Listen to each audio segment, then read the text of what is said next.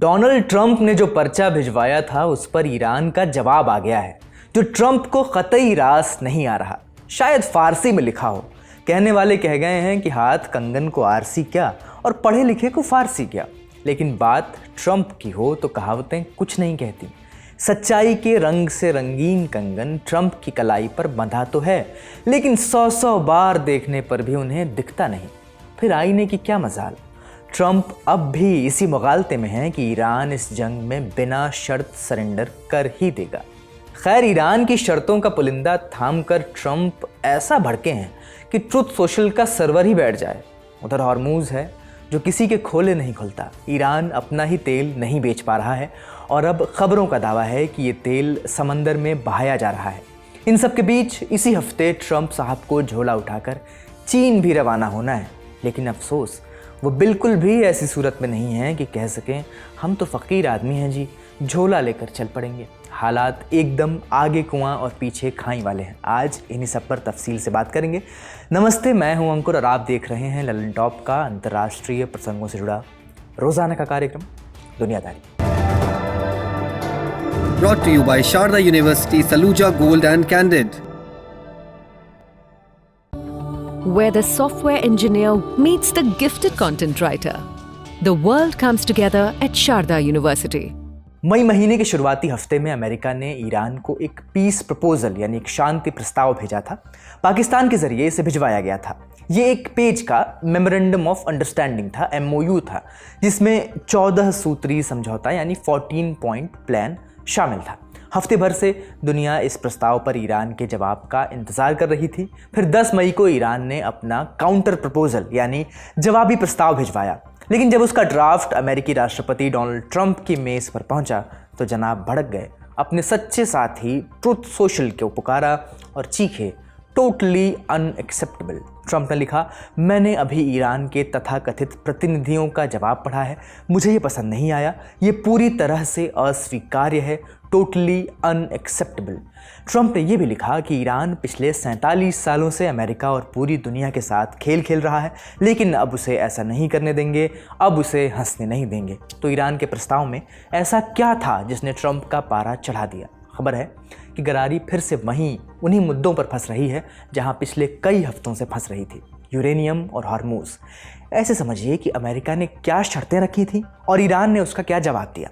अमेरिकी media reports के मुताबिक अमेरिका की शर्त थी कि जंग की औपचारिक समाप्ति का ऐलान हो और एक डील के लिए 30 दिन का नेगोशिएशन पीरियड, एक बातचीत का दौर शुरू हो।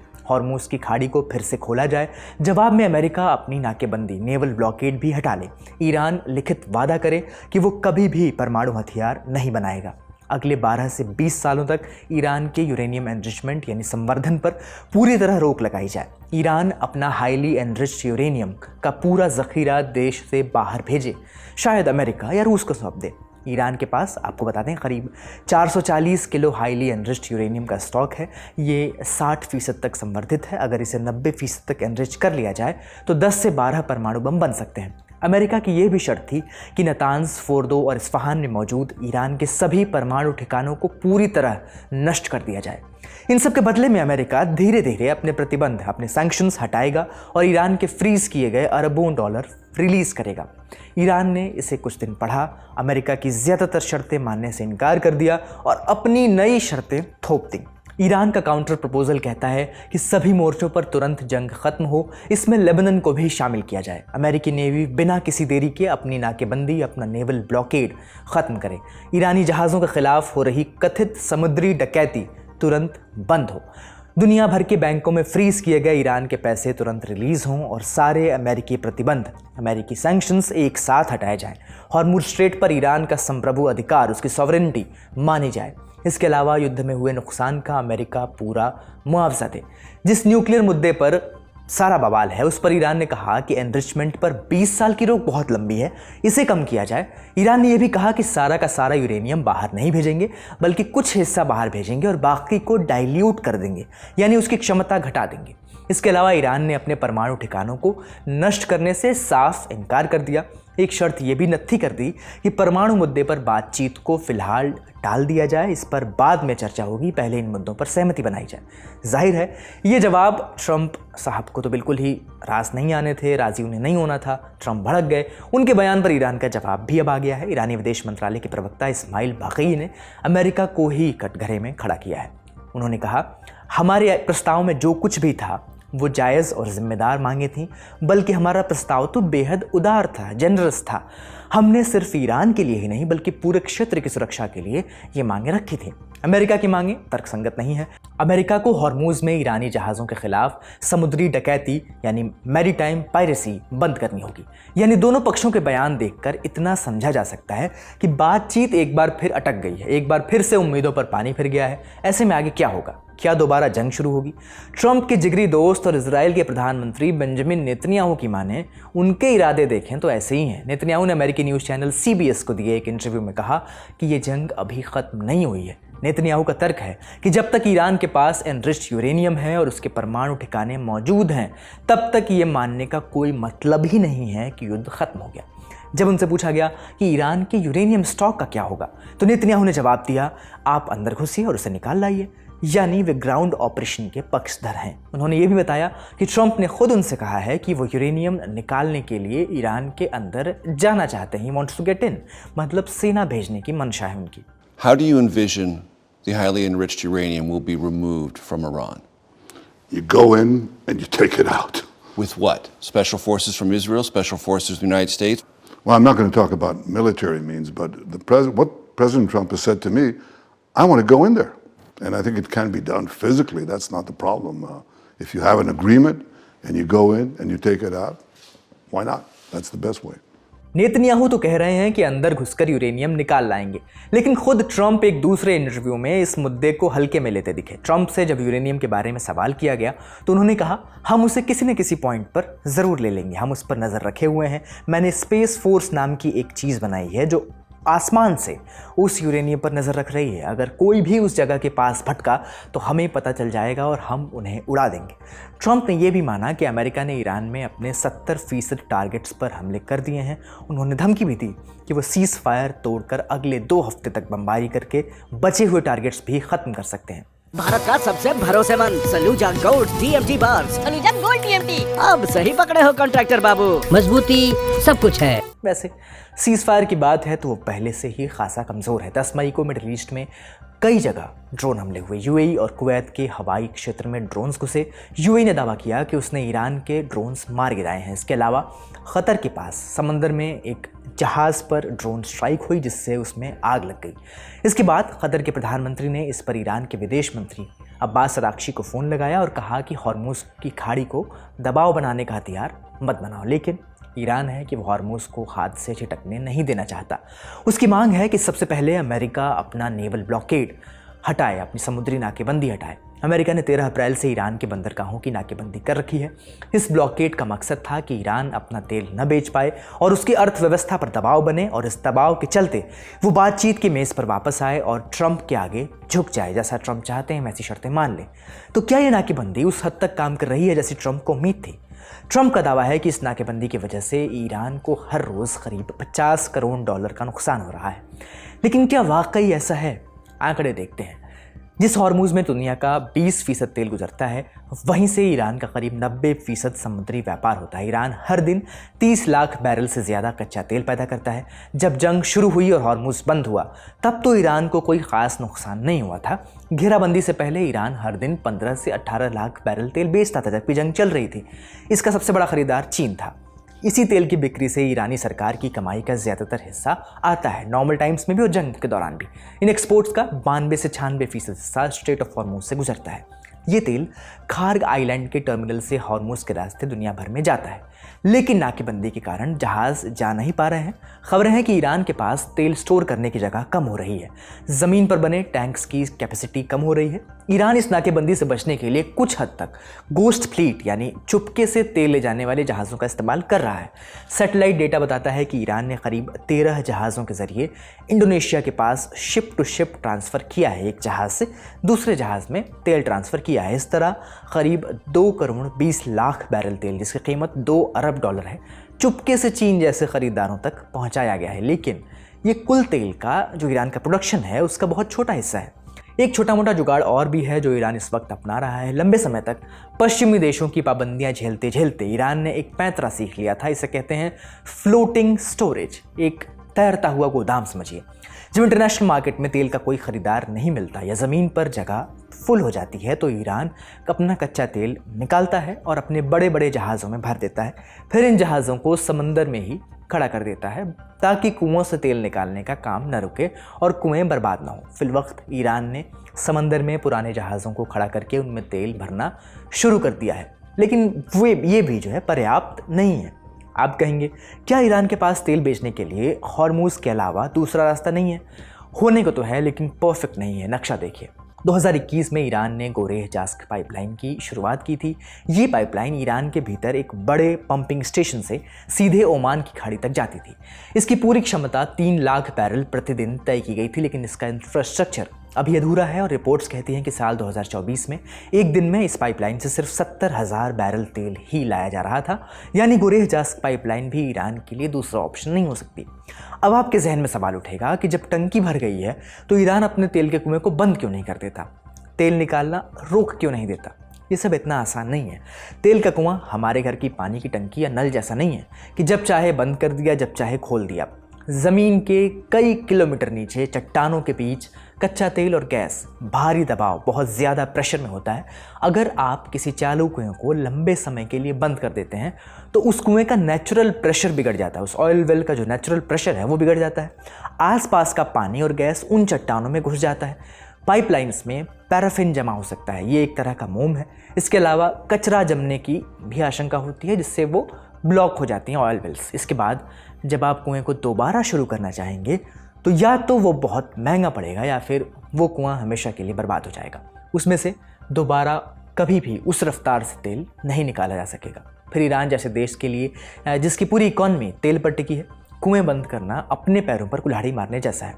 इन सब वजहों से ईरान कुएं बंद नहीं कर रहा है, लेकिन तेल वो रखे कहाँ? इससे जुड़ी एक रिपोर्ट है। अमेरिकी अखबार न्यूयॉर्क टाइम्स ने कुछ सैटेलाइट तस्वीरों के हवाले से एक रिपोर्ट छापी है। दावा किया है कि ईरान संभवतः यह अतिरिक्त तेल समंदर में बहा रहा है। खार्ग आइलैंड के पश्चिम में सैटेलाइट रडार ने एक बहुत बड़ा काला धब्बा ट्रेस किया है। आपकी स्क्रीन पर यह धब्बा है। यह धब्बा करीब 120 वर्ग किलोमीटर में फैला है। दावा है कि करीब 3000 बैरल तेल छोड़ा गया है। एक पूरे शहर के बराबर समंदर की सतह पर कच्चा तेल तैर रहा है। यह खबर कितनी सही है, रिपोर्ट कितनी सही है, कितनी नहीं, हम इसकी पुष्टि नहीं कर सकते। लेकिन इतना ज़रूर है कि एक तरफ जहां दुनिया तेल की कीमतों से परेशान है, उस वक्त अमेरिकी ब्लॉकेड की वजह से ईरान अपना तेल नहीं बेच पा रहा है और ईरान के ब्लॉकेड की वजह से बाकी देशों के तेल टैंकर्स भी गुजर नहीं पा रहे हैं हॉर्मुज़ से। इस स्थिति का असर हमारी आपकी जेब पर भी लगातार पड़ रहा है। कच्चे तेल की कीमत अब $104 प्रति बैरल के पार जा चुकी है। ट्रंप का अमेरिका भी इन सबसे दूर नहीं है। वहाँ 1 गैलन पेट्रोल की कीमत $4.52 हो गई है। ट्रंप टीम लगातार ये दावा कर रही है कि जैसे ही हॉर्मुज़ स्ट्रेट खुलेगा, तेल का बहुत बड़ा फव्वारा फूटेगा और कीमतें धड़ाम से गिरेंगी। लेकिन ये सब भी इतना आसान नहीं है। आप आज खाड़ी अगर आज खुल भी जाए तो मिडिल ईस्ट में बंद पड़े तेल उत्पादन, तेल प्रोडक्शन को दोबारा शुरू करने और सप्लाई चेन को नॉर्मल होने में महीनों लग सकते हैं, ऐसा जानकारों का कहना है। इन सब पर सितम यह है कि पूरी कहानी में ट्रंप फैक्टर भी है, या कहें कि इक्वेशन में ट्रंप वेरिएबल भी है। ऐसा वेरिएबल जो किसी भी सोल्यूशन को कोसों दूर खिसका दे रहा है। पिछले 72 घंटों का हिसाब देखिए। व्हाइट हाउस दुनिया को बता रहा है कि ऑपरेशन एपिक फ्यूरी खत्म हो गया है। अमेरिकी विदेश मंत्री ने भी ऐसा ही कहा है, जबकि ट्रंप कहते हैं मैंने ऐसा कब कहा, कॉम्बैट ऑपरेशन अभी खत्म नहीं हुआ है। ट्रंप का कहना है कि ईरान हार चुका है, लेकिन उसका मतलब ये नहीं है कि उनका काम तमाम हो गया। यानी ट्रंप कह रहे हैं कि हार भी गए हैं और बचे भी हैं। एक रिपोर्टर पूछता है तो कहते हैं मैं और हमले नहीं करना चाहता, या शायद कर भी दूं, ये एक संभावना है। ट्रंप ने यह धमकी भी दी है कि हम 2 हफ्ते और अंदर घुसकर एक टारगेट को उड़ा सकते हैं। फिर अपना हिसाब भी उन्होंने दिया कि अब तक हमने 70% मिलिट्री टारगेट्स निपटा दिए हैं। यूरेनियम वाले मुद्दे पर हमने आपको बताया कि उनका CCTV कैमरा तैनात ही है। कहते हैं हमारी स्पेस फोर्स ऊपर से नज़र रखे हुए है। फिर कथित तौर पर उन्होंने नेतन्याहू को फ़ोन मिलाकर यह भी कहा है कि इस यूरेनियम के लिए वो ग्राउंड ऑपरेशन चला सकते हैं। इतने सारे बयान सिर्फ एक वीकेंड में आए हैं। कुछ जानकार इसे स्ट्रैटेजिक एम्बिग्विटी कहते हैं, यानी रणनीतिक अस्पष्टता। उनका तर्क है कि ट्रंप जानबूझकर कन्फ्यूजन फैला रहे हैं। वो चाहते हैं कि ईरान कन्फ्यूज रहे, डरा रहे कि कहीं जंग फिर से शुरू न हो जाए और अमेरिका एक अनप्रिडिक्टेबल पोजीशन से मोलभाव करे जहां ईरान को यह पता ही न हो कि अमेरिका का अगला कदम क्या होगा। अब ऐसी अस्पष्टता कितनी रणनीतिक है ये तो ट्रंप ही जानते हैं, लेकिन हम और आप इतना ज़रूर जानते हैं, इतना ज़रूर स्पष्ट है कि ट्रंप चारों तरफ से प्रेशर में है, दबाव में है। इसी हफ्ते उन्हें चीन के दौरे पर जाना है जहां चीनी राष्ट्रपति शी जिनपिंग से उनकी मुलाकात होनी है। चीन हॉर्मुज़ स्ट्रेट को तुरंत खुलवाना चाहता है क्योंकि वहां से उसकी तेल की खरीदारी होती है। उसकी अर्थव्यवस्था को भी इस जंग की वजह से नुकसान हुआ है। अमेरिका के वोटर्स का भी दबाव है ट्रंप पर। ट्रंप चाहते हैं कि इसी बरस नवंबर में जो मिड टर्म चुनाव होने वाले हैं उससे पहले पेट्रोल के दाम कम हो जाएं ताकि रिपब्लिकन पार्टी को एक फ़ायदा मिल सके। लेकिन दूसरी तरफ इजराइल के नेतन्याहू हैं, वो चाहते हैं कि ईरान का परमाणु ढांचा हमेशा के लिए तबाह कर दिया जाए, हमेशा के लिए मिट्टी में मिला दिया जाए। ट्रंप को अपनी जनता को ये भी दिखाना है कि ईरान का न्यूक्लियर प्रोग्राम वाकई तबाह हो चुका है। तो लब्बा-लुबाब ये है कि सब कुछ संभालने के लिए ट्रंप के लिए बेस्ट सिनेरियो ये है कि उन्हें एक डील चाहिए, हर हाल में चाहिए। लेकिन वो ऐसी शर्तों पर डील चाहते हैं जिस पर ईरान ने दूर दूर तक कोई संकेत नहीं दिए हैं कि वो हामी भरेगा। तब भी ट्रंप को ये नामुमकिन सी डील अगले हफ्ते तक चाहिए क्योंकि उसके बाद उन्हें बैग पैक करके चीन रवाना होना है।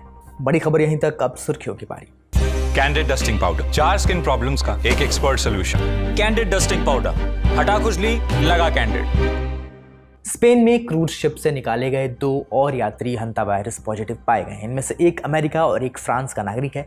फ्रांसीसी नागरिक की हालत नाजुक बताई जा रही है जबकि अमेरिकी नागरिक में लो लेवल का इंडीज स्ट्रेन पॉजिटिव पाया गया है। एक और अमेरिकी नागरिक में हंता वायरस के हल्के लक्षण पाए गए हैं, लेकिन अभी इसकी पुष्टि नहीं हुई है। फिलहाल जिस MV हॉन्डियस क्रूज शिप में वायरस आउटब्रेक हुआ था उससे यात्रियों को इवैक्यूएट कर लिया गया है। स्पेन की हेल्थ मिनिस्ट्री के मुताबिक 11 मई को दोपहर तक क्रूज में बचे 24 यात्रियों को भी निकाल लिया गया है। कुछ यात्रियों को लेकर एक प्लेन नीदरलैंड्स जाएगा, वहां से वो आगे अपने अपने देश जाएंगे।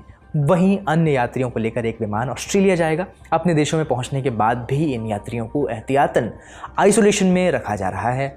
अब तक लगभग 150 लोगों को इस क्रूज शिप से निकाला जा चुका है।